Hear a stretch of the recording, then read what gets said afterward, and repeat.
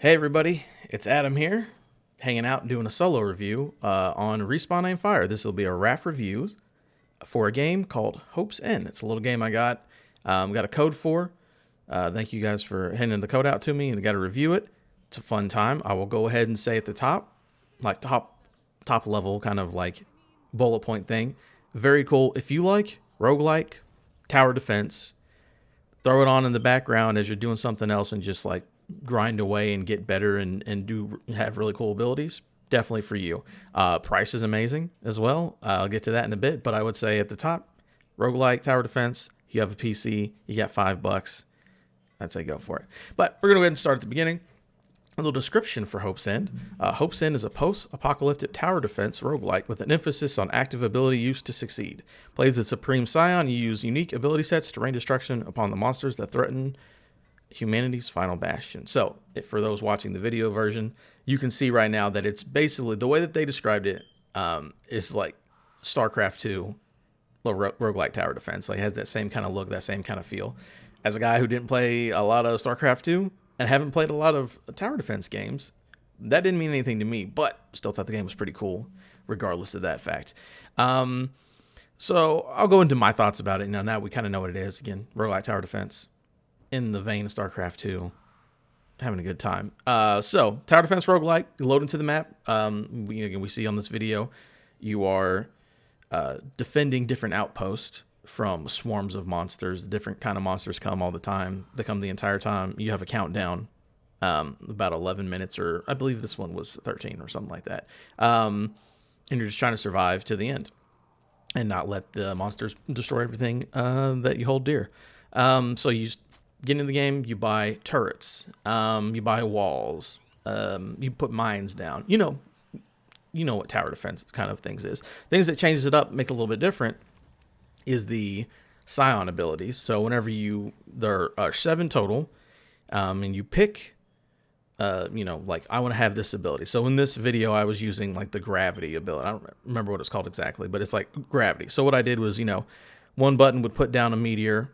Another button would apply mass to enemies, so like, oh, they have this mass thing on them now. And then another one would pull like a gravity well into the meteor, and then there was another button to detonate. So basically it's like, all right, let me put down a point, make everybody get stuck here so they can't get past it, and then detonate it and kill everybody.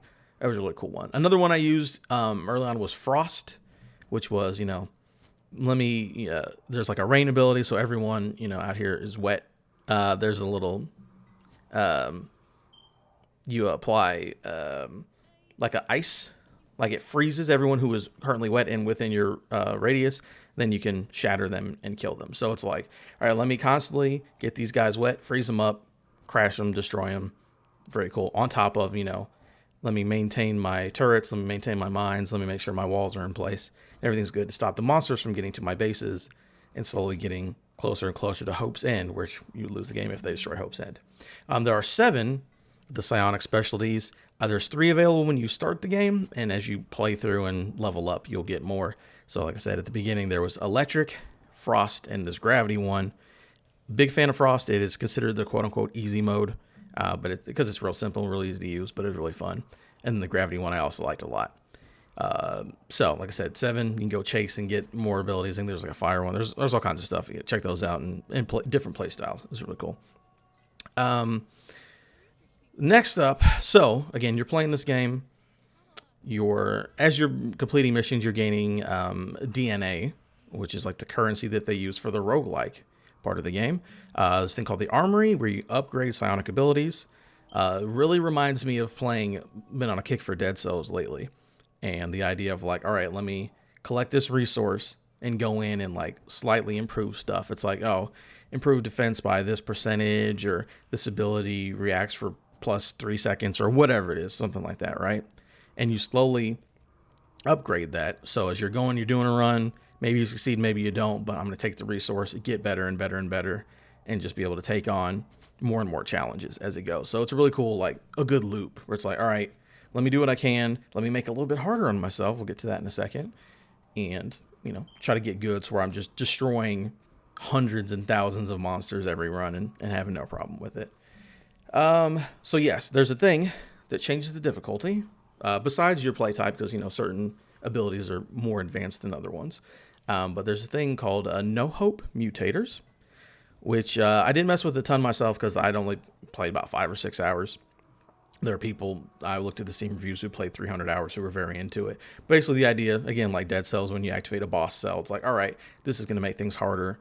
And in this game, it's like, I'm going to make things harder in this very specific way. So it's like add time to the clock and things like that. So you can give yourself more of a challenge, which allows you to earn more rewards, get better, things upgrade faster, have a good time. So yeah, it was really cool that you had that ability to do it just in case you're like, okay, I figured out how to use this. How do I change it? I want to, get closer to using these other specializations. I've only had the 3 at the beginning. Like, what do I need to do to master this one and then move on to the next one? And giving yourself challenges if you want it is a pretty interesting way to do that. There was also another one that made things a little bit easier, or just a tiny bit, not a lot. It was called Some. No Hope was the mutators made it harder. Some Hope was made it a little bit easier for you if you needed to. And basically, yeah, you're trying to compete, get high scores, get a bunch of kills to upgrade each of your specializations, upgrade your abilities. It's, like I said, it's a perfect podcast, watching sports, whatever kind of game where I'm putting this on, playing it on one screen, grinding out, doing my tower defenses, losing, getting killed by swarms of spiders and stuff.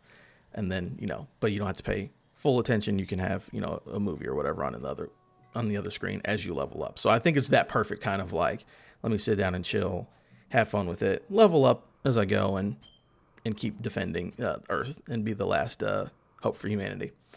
Like I say, Hope's End is now available on Steam Early Access for $5.99, so they're going to continue to add updates and improve it. I'd say in the state it is right now, $5.99, absolutely. Like that's a no-brainer. Like if you're watching the video or you're listening to the podcast and anything that I said is interesting, if you're like, I like roguelikes, I like tower defense, $5.99, easy buy, no problem at all. I would highly recommend everyone check it out. $5.99, can't beat it really. And good game regardless of the price. It was very cool. So I want to thank you guys again for handing me a code out to review it. I had a good time. It was awesome to be able to review something so cool and right up my alley. And yeah, that's it. Highly recommend. You can make sure to check us out over on Respawn Aimfire's YouTube channel. Check out the podcast on Tuesdays. Just Respawn Aimfire. And patreon.com/Respawn Aimfire, where you can get early access to videos like these, allow us to keep doing reviews. We have special videos that are only up on Patreon for about a month at a time. So just go check that out. Check out the podcast. But thank you guys for coming along and looking at this review for Hope's End. And I appreciate it.